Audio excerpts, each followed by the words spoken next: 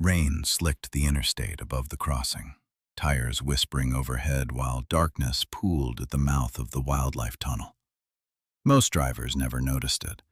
A wide concrete passage built to guide migrating animals safely beneath 4 lanes of traffic. For 11 nights, nothing had used it.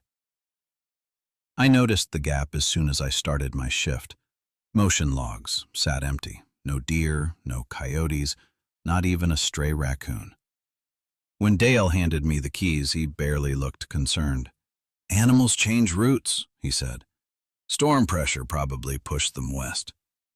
"Everything changes routes at once?" I asked. He shrugged. "Forest gets moods. Don't let it get into your head." Easy for him. He worked days. Once his truck disappeared, the quiet settled in hard. The guard shack faced the tunnel directly, 6 monitors bathing the room in cold blue light. Wind bent the tree line. Rain tapped steadily on the roof. Near midnight, movement flickered across the northern camera. A deer stepped into view. Then 4 more. They approached slowly, breath faint in the infrared, hooves sinking into wet earth. This should have been routine. 1 confident step and the rest would follow. Instead, the herd stopped. Every head lifted at once, not scanning, staring straight into the tunnel. Minutes passed. 1 deer crept forward, muscles tight, then froze so suddenly it slid in the mud. Its ears locked toward the darkness. The others began backing away. No panic. No sudden flight, just careful distance, like prey that already knew how close was too close.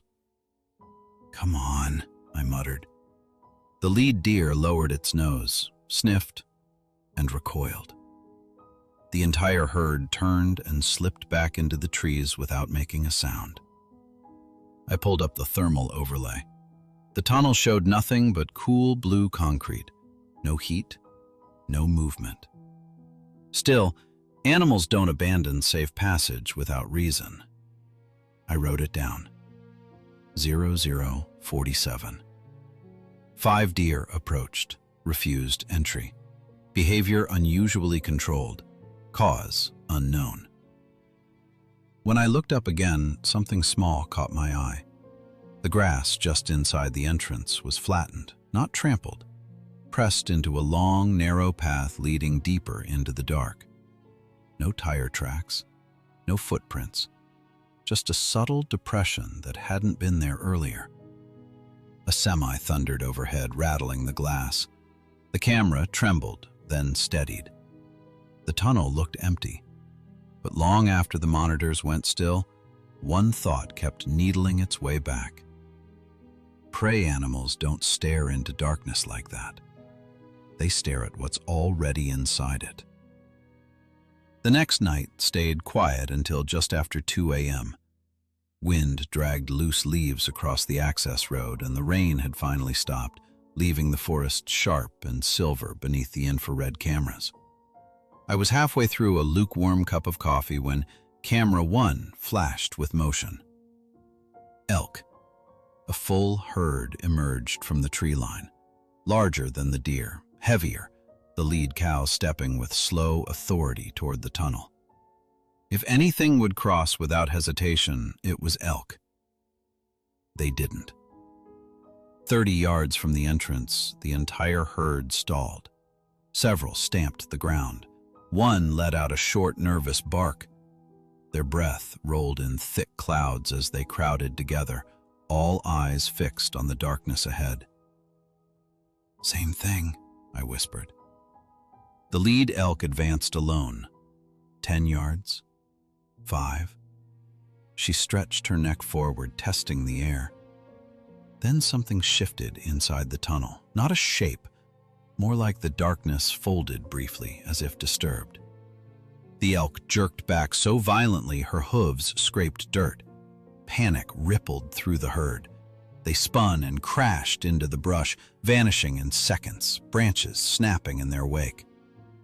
I immediately scrubbed the footage backward, frame by frame. Nothing.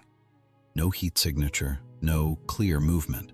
Yet when I switched to thermal, a faint smear lingered near the tunnel floor. Not warm enough to register as an animal, just less cold than it should have been. As I leaned closer to the monitor, another figure appeared at the tree line. A wolf. It trotted toward the entrance with casual confidence, nose low, body loose. A predator with nothing to fear. 20 yards out, it slowed, then stopped completely. Even through the grainy feed, I saw its posture collapse inward. The wolf whined, a thin sound the camera barely caught, and took one careful step backward. Then another, its tail tucked tight as it retreated into the forest. I sat back in my chair. Predators don't yield ground without reason. A vibration rolled through the shack as a truck passed overhead. For a moment, the tunnel camera slipped out of focus. When it sharpened again, I noticed the frost along the concrete had changed. Near the center stretched a long, dull streak, like something warm had passed through and melted it. But no sensor had triggered. I opened the logbook drawer to make another note and found a loose page tucked beneath it. Only one line was written. If crossings stop completely, do not enter the tunnel alone. No name, no date. I looked up at the monitor again. The tunnel was perfectly still. Yet the longer I watched, the stronger the feeling grew that whatever had unsettled the elk hadn't just been passing through. It had been waiting. The third night, the forest went unnaturally quiet. No wind, no insects ticking against the glass. Even the usual distant hum of tires seemed muted, as if the dark itself were absorbing sound. At 2:17 a.m., camera 3 blinked, just once. The image blurred, refocused, then held steady again. I might have ignored it if the timestamp hadn't skipped forward half a second. I rewound the feed, played it slower. The tunnel looked unchanged, bare concrete, shallow puddles reflecting infrared light. But something bothered me enough to switch on the thermal overlay. That's when I saw it. A long stretch of frost along the floor had vanished, not melted into water. Gone in a smooth, continuous trail, like something warm had displaced the cold simply by being there. I scrubbed backward again, frame by frame, until my eyes burned. Nothing entered from either side, nothing left, yet for a fraction of a second during the focus shift, the darkness at the center of the tunnel looked thicker. Not shadow, more like the camera couldn't measure the temperature correctly, as if something blocked the reading entirely. I leaned closer to the screen without realizing it. Okay, what are you? A semi roared overhead, shaking the shack hard enough to rattle the monitors. When the vibration passed, the tunnel returned to perfect stillness. Too perfect. On impulse, I pulled open the drawer again and searched beneath the log sheets. There were older entries stuffed toward the back, pages yellowed at the corners. Most were routine. Fox, 1 minute and 3 seconds. 3 mule deer, 22 minutes and 41 seconds. Black bear, cleared in 30 seconds. Then the handwriting changed. Sharper, pressed deep into the paper. Crossings decreasing. Animals hesitate at threshold.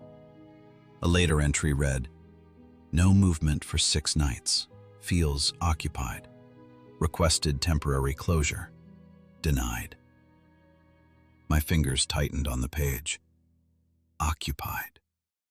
Another truck passed above, its vibration rolling down through the concrete like distant thunder. On the monitor, droplets trembled along the tunnel ceiling.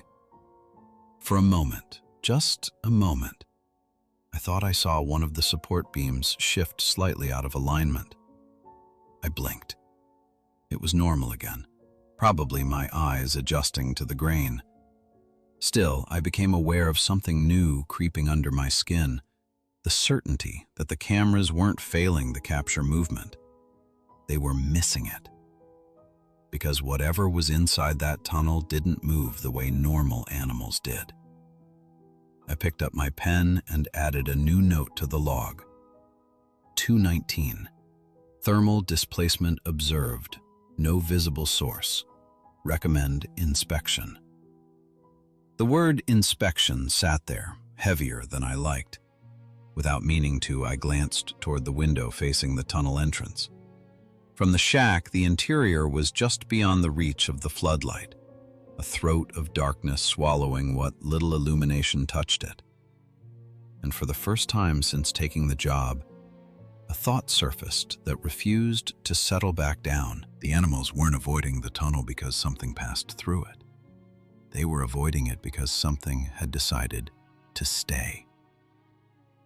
The biologist arrived just before dusk, her tires crunching slowly over the gravel like she wasn't in a hurry to get out of the truck. Dr. Mara Ellison, State Wildlife Division. I recognized the logo before she even stepped out. "You're the one logging the behavior changes," she said, skipping introductions. Her eyes drifted immediately past me toward the tunnel. "You've seen the footage?" I asked. "Enough to drive 3 hours." Inside the shack, she watched in silence while I replayed the elk turning back, the wolf retreating, the empty thermal readings. She didn't interrupt once, but I noticed her shoulders stiffen as the clips repeated. "When did crossing stop completely?" she asked. "About 2 weeks ago." She nodded like that confirmed something she already suspected. "This isn't the first tunnel," she said quietly. My stomach tightened. "What does that mean?" "Years back, we tracked a migration route that shifted almost overnight, miles out of the way. Terrain that injured animals, exposed them to traffic. Trail cams showed herds bunching up near certain corridors, refusing to pass." "Why?" She kept watching the frozen frame of the tunnel entrance. "Prey animals don't invent longer, harder paths unless something is teaching them the old ones are deadly." The word teaching lingered in the air. "Have you seen it yet?" she asked. "I don't know what it is." "Neither do we." Before leaving, she stepped outside and studied the mud near the entrance. Fresh snow had begun to fall, thin, windless flakes that settled cleanly across the ground. "Good," she murmured. "Snow tells the truth." By morning, a pale sheet covered the clearing. No tracks led into the tunnel, but a single trail came out. Not paw prints, not hooves, just a long, dragged impression starting in darkness and ending a few yards from the mouth, as if whatever made it preferred not to step fully into the light. I called Mara immediately. She didn't sound surprised. "Close the tunnel," she said. "I don't have that authority." There was a pause. Then, very quietly, "Until they approve it. Don't go inside. Some predators don't chase. They find places prey has to pass through, and they wait." After the call, I reviewed the live feed again. Snow continued to fall, softening every edge. For a moment, nothing moved.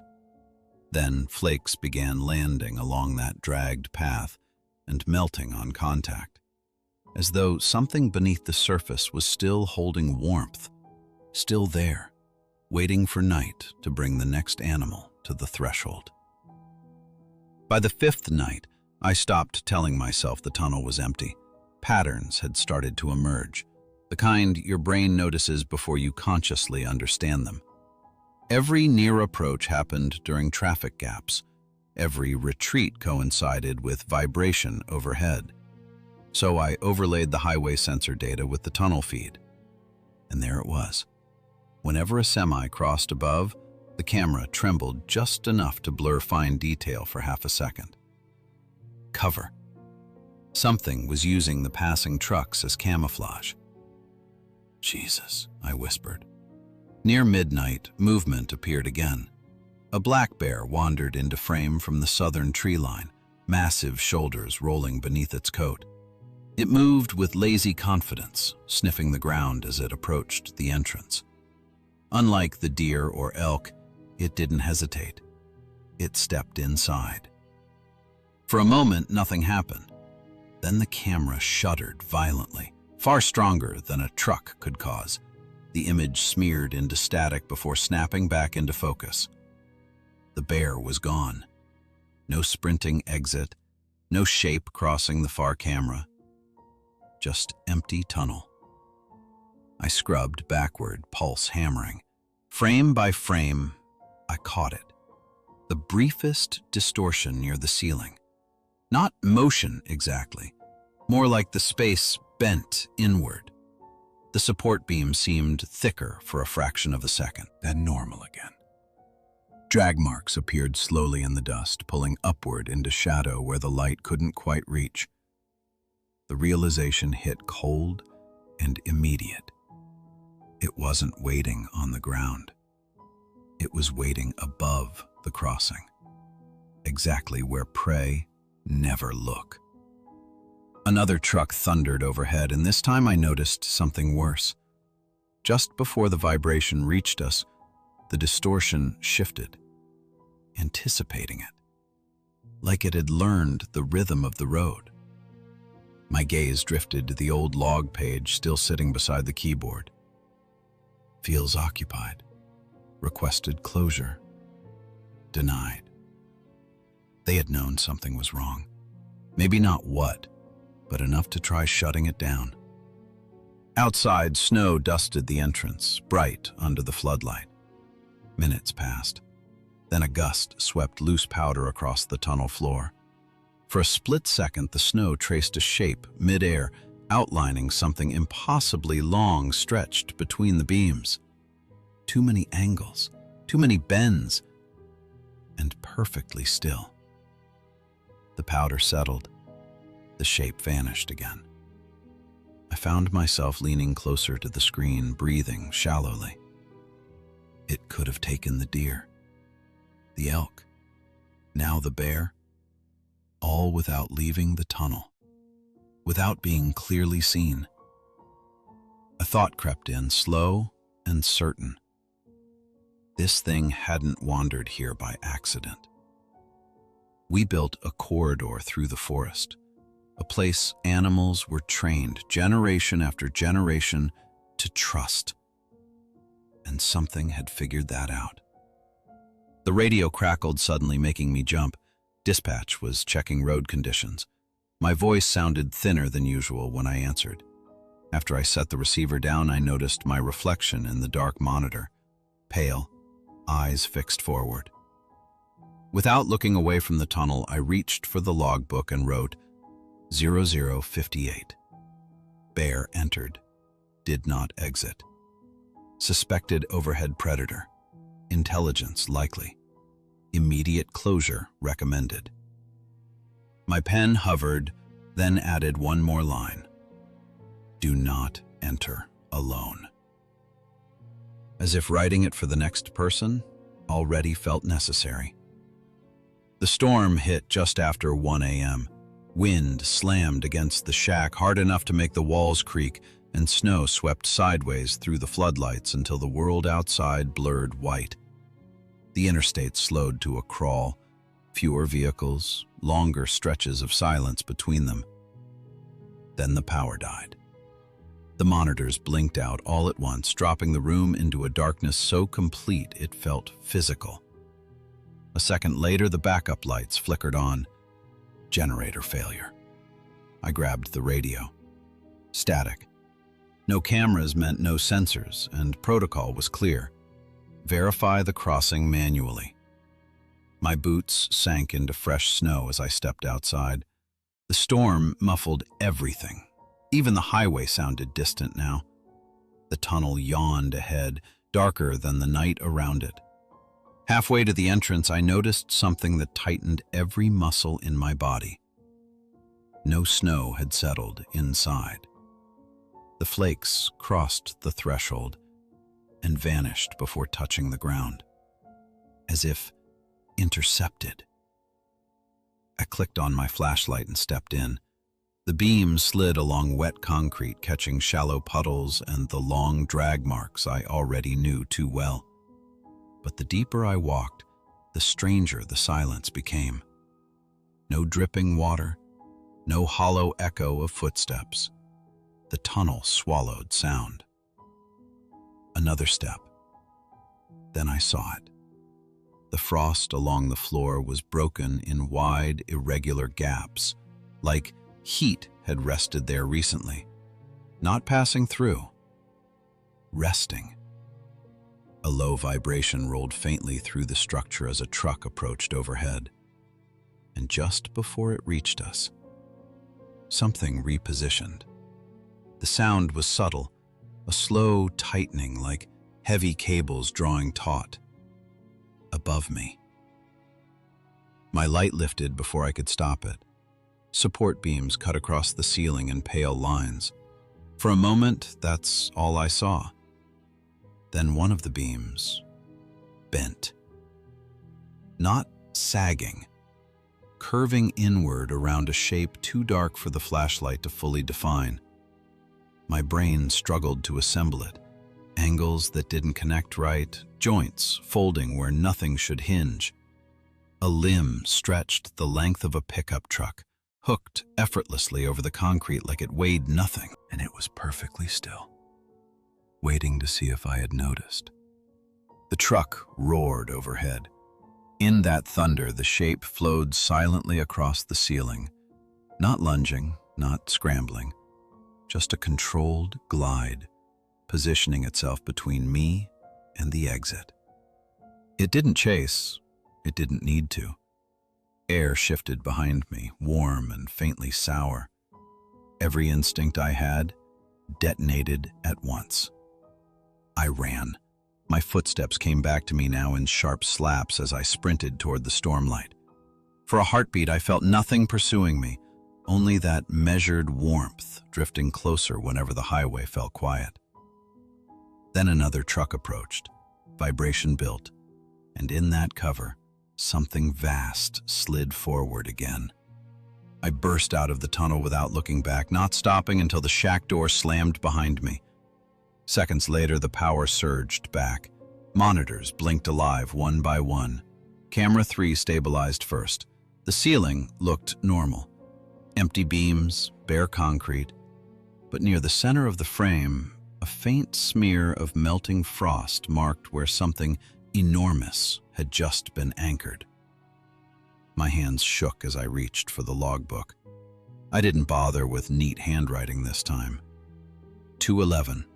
Visual confirmation. Predator anchored to ceiling. Extreme size.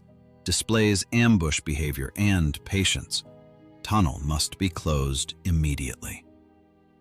Outside, snow continued to pour into the entrance. None of it reached the ground more than 20 feet inside. And as I watched, a single flake drifted downward, stopped in midair, then disappeared. They closed the tunnel within a week. No announcement, no explanation. One morning, a convoy of state trucks rolled in, followed by contractors who worked with the quiet efficiency of people told not to ask questions. Steel fencing went up first, miles of it, guiding migration away from the underpass. Then came the concrete barriers, sealing both entrances until the tunnel became nothing more than a shadow beneath the highway. Official cause? Structural instability. Mara didn't argue when I repeated it back to her. She only said, "Sometimes relocation is safer than removal." "For who?" I asked. She didn't answer. I transferred to day routes after that. Slept better, mostly. Told myself distance mattered. Winter passed, then spring. By early fall, the memory had dulled into something almost manageable, until the detour sign appeared on my commute. Wildlife crossing ahead. Expect delays. Curiosity got the better of me. The new tunnel sat 30 miles north, cut through a low ridge where fresh asphalt still smelled faintly of tar. Chain-link funnels stretched into the trees, carefully designed to guide herds toward the entrance. Everything about it looked newer, safer. empty. I pulled onto the service road and stepped out. Mud around the approach lay untouched except for a scatter of hoofprints that stopped abruptly 20 yards from the mouth. Beyond that point, the ground was smooth, avoided. A familiar tightness settled into my chest. Animals learn fast, but they don't invent the same fear twice without reason. A truck blasted overhead, the vibration rolling down through the concrete. Without thinking, my eyes lifted toward the ceiling inside the tunnel. At first, I saw nothing but shadow. Then the dust shifted. Not falling, drifting sideways, outlining a narrow curve far above the crossing. The shape was so still, it might have been part of the structure, if not for the way the darkness around it felt slightly deeper, like the space refused to hold light. Waiting. I backed toward my car, pulse steady but heavy, the same instinct pressing in that had sent the deer retreating, the elk stamping, the wolf whining into the trees. We tell ourselves these crossings protect wildlife, teach animals where it's safe to move. But standing there, watching the untouched earth and the silent tunnel, a colder thought settled into place. Predators don't need to hunt when prey is trained to pass through the same narrow corridors. They only need patience. As I drove away, another semi thundered across the overpass. In the rearview mirror, the tunnel darkened again once the vibration faded, returning to perfect stillness, ready for the next thing that trusted the path laid out for it. And I couldn't shake the realization that we hadn't removed the danger from the forest. We'd studied it, mapped it, and then, mile by mile, kept building it better hunting grounds. If you ever find yourself driving a quiet stretch of highway late at night and notice a tunnel carved beneath the road, pay attention to the tree line. If the forest is silent, if no animals linger near the entrance, if the ground looks strangely untouched, you might want to keep driving. Because sometimes the safest looking paths are the ones something else has already claimed. And whatever learned to wait in those corridors isn't going anywhere. It's just waiting for the next thing that trusts the crossing. If this story unsettled you, make sure to like the video. It helps Campfire Horror Stories reach more listeners who crave slow-burning, atmospheric horror. Subscribe and join me for more tales from remote jobs, forgotten places, and the things we were never meant to notice. And tell me in the comments, would you have entered that tunnel or turned around the moment the animals refused to cross? Lock your doors, keep the lights low, and I'll see you next time around the campfire.